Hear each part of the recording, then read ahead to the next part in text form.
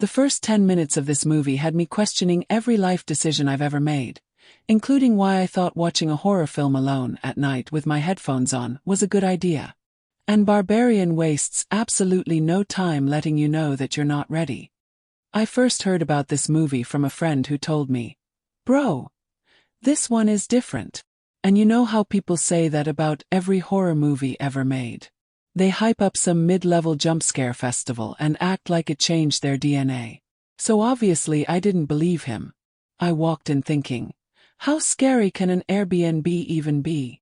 Let me tell you something. After this movie, if I ever book an Airbnb in Detroit and someone named Keith opens the door, I'm leaving the country. The movie starts simple. A girl shows up to her Airbnb and finds out, surprise, someone else is already staying there. And not just anyone. The nicest, politest. I'm dangerous but pretending not man on the planet. You ever meet someone so polite that it's actually suspicious? That's the vibe. But that's not even the scary part. Not even close. What makes Barbarian terrifying isn't a monster popping out or a loud bang or anything obvious. It's the feeling. The slow, creeping dread. The way the movie just sits with you in silence, waiting for you to realize something is very, very wrong. It's that, I don't know what's happening, but I know it's bad energy. This movie doesn't start scary. It becomes scary in your mind before anything even happens. And then, the basement. Let's talk about that basement. Because the moment she accidentally gets locked down there, the movie becomes a psychological hostage situation. She's alone. The door won't open. The light barely works. And then she sees the rope. The rope. The if you pull this, you deserve whatever happens next rope. And she pulls it. She actually pulls it. A secret door opens, and I swear my soul left my body. Then she finds the hallway. Not a cute little wine cellar hallway. No. A full-on tunnel system that looks like it was designed by someone who has beef with sunlight. The kind of tunnel where every instinct in your body screams, "Turn around." But she walks in. And at this point I realized I'm not built for horror movies, because the way I paused the film to go get water, that wasn't thirst. That was fear hydration. But the moment the flashlight lands on that dirty mattress and that old camera, that's the moment I knew the movie wasn't playing anymore. The silence. Terrifying. The way the music refuses to help you. Evil. This movie weaponizes the unknown so well that your imagination becomes the villain. And trust me, my imagination should be arrested. Now let's jump to the moment that scarred me, when she starts running back through the tunnel and someone comes sprinting at her from the dark. And the only thing you hear is this inhuman wailing echoing through the walls. That sound had me reaching for my headphones like they were going to protect me. I didn't even know ears could flinch, but mine did. And then there's the big reveal. The "oh, we are not in the same movie anymore" moment. When the creature, the mother, finally shows up, everything suddenly makes sense in the worst possible way. The fear goes from "what's happening" to "please make it stop." And the messed up thing is, she doesn't even look like the scariest part. The real horror is discovering why she exists. That backstory. That's when I realized this movie had lore written by someone who had a personal vendetta against humanity. From a filmmaking perspective, Barbarian is brilliant because it uses silence the same way other movies use jump scares. The director understands that humans fear the absence of sound more than sound itself. The camera moves like it's trying not to wake something up.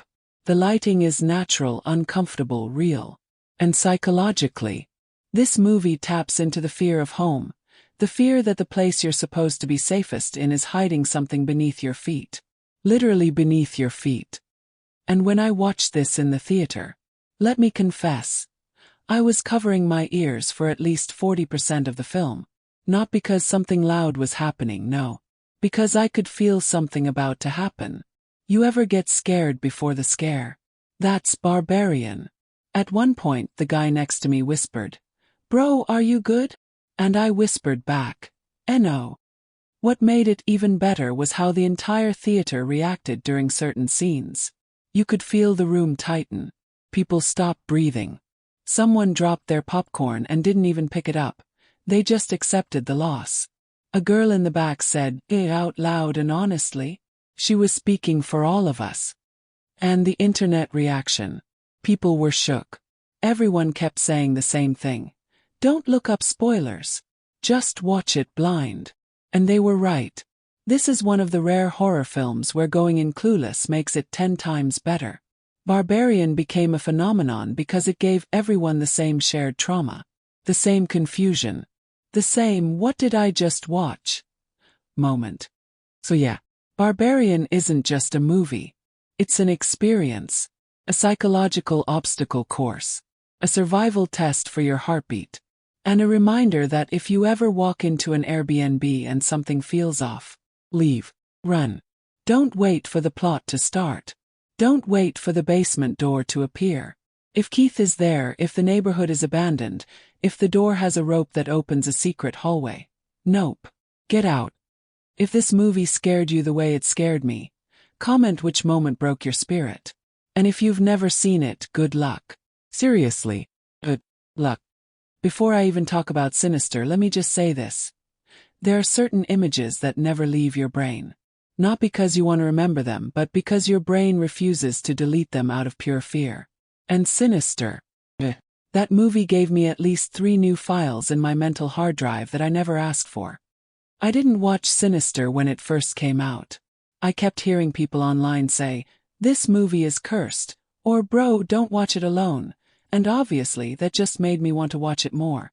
You ever have that moment where the horror community hypes something up so much that you start thinking, "It can't be that bad"? I thought that too, until I pressed play. 15 minutes in, I paused the movie and asked myself, why am I doing this to myself? The setup is simple. A true crime writer moves into a house where a whole family was murdered, hoping he can write a book about it. That alone should be enough to tell you this man has zero self-preservation. Because who wakes up one day and thinks, "You know what would really help my career? Living in a murder house." But okay, go off, sir. Live your dream. Or don't. Because the dream is about to become a nightmare. Then he finds the box. The box of tapes. The moment he opened that thing, my spirit already started packing its bags. You know you're in trouble when a movie shows you that many home videos and not a single one has a birthday party. No cake, no candles, no kids running around. Just vibes. Bad vibes. The kind of grainy, silent footage that feels like something is watching you through the screen. And then you see it. The first home video. The one with the tree. And the second that footage starts rolling, you know something horrifying is coming. But Sinister doesn't show it fast. It lets the camera drift slowly, quietly, calmly. It forces you to study the scene. And then you see the hanging family. No music. No jump scare. Just a silent, brutal image that hits your chest like a brick. I swear I forgot how to blink. That scene alone should have come with a warning label. But the worst part. The whole time you're thinking, okay, that's it, right? That's the worst one. Oh, every tape is worse than the last. The one with the pool. Traumatizing. The lawnmower one. Listen. When I tell you the lawnmower scene almost turned me into a religious man, I'm not exaggerating. That scene came out of the darkness like a slap from the universe. It's the most disrespectful jump scare in cinema history. And don't even get me started on Bugwell. The dude who shows up in the background of the footage like he's photobombing a nightmare. He doesn't run. He doesn't scream. He doesn't do anything dramatic. He just stands there. And sometimes that is so much worse. Because it makes you feel like he's been standing in the corner of your own room this whole time. Just watching. Just waiting. And the way his face looks like a corrupted JPEG file. No thank you. What makes Sinister so uniquely terrifying is the psychology behind it. This movie understands that the human mind is way more scared of silent observation than loud chaos. Sinister's horror is patient. Smart. It weaponizes childhood innocence by twisting it into something dark. The movie uses 8mm film grain, low-frequency sound, and slow tracking shots to hypnotize you into a false sense of safety before ruining your whole night. This isn't boo horror. This is you will dream about this at 3 a.m. horror. And the internet, they went feral. Reaction videos, memes, people pausing the movie to argue with their TV. It became a whole cultural moment. Everyone agreed that Sinister wasn't just scary, it was violently uncomfortable. People still debate which tape was the worst. Some say the car. Some say the pool. Some say the lawnmower, correct answer. But everyone agrees this movie has one job, and it does that job way too well. By the time the final reveal hits, when you learn who's been making the tapes, I was done. Absolutely finished. My fight or flight had turned into freeze and hope for the best. Sinister doesn't just scare you. It lingers. Days later, you'll still be thinking about that creepy little face popping up in the corner of a dark hallway. And for what? For what reason? So yeah, Sinister is one of the rare movies that actually deserves the phrase, "This messed me up." If you've seen it, tell me which scene destroyed your soul the most. And if you haven't seen it, well, good luck sleeping after. Let me start by saying this. Wrong Turn 2003 is the reason I don't trust forests. Trees. Suspicious. Cabins. Definitely haunted. And if my GPS ever says, turn left onto unnamed road. Absolutely not. I'd rather fight a bear. At least the bear is normal. Wrong Turn scarred me before I even knew what backwoods horror meant. I watched this movie way too young. You know that age where you think you're brave because you watched one jump scare compilation on YouTube? That was me. So when Wrong Turn started, I was like, how bad can it be? It's just a few hikers in the woods. And then the movie said, oh sweet child, you're not ready. The setup is simple. A group of people get stuck deep in the West Virginia wilderness after a car crash, and they discover they're being hunted by deformed, cannibalistic hillbillies who know those woods better than Google Maps knows the earth. This entire movie is basically a warning label that says, if you go into the woods, you will die. Now why did this movie traumatize me specifically? 'Cause it's not supernatural. There's no demon, no ghost, no curse, just people. Horrifically mutated, extremely athletic, forest speedrunning people. And something about a human threat is way scarier than anything magical because your brain goes, this could actually happen.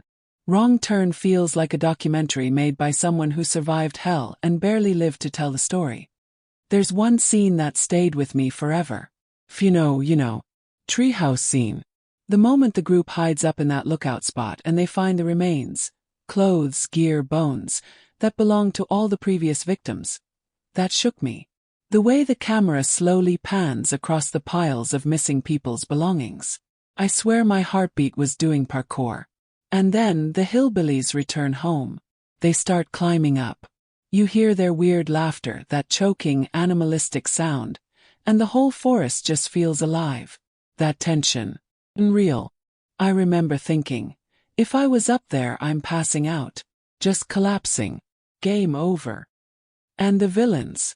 Pure nightmare fuel. Three Finger, Sawtooth, and One Eye. Yes, those are their real names, are built different.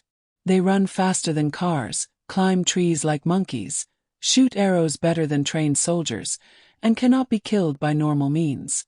The worst part is that they enjoy the hunt.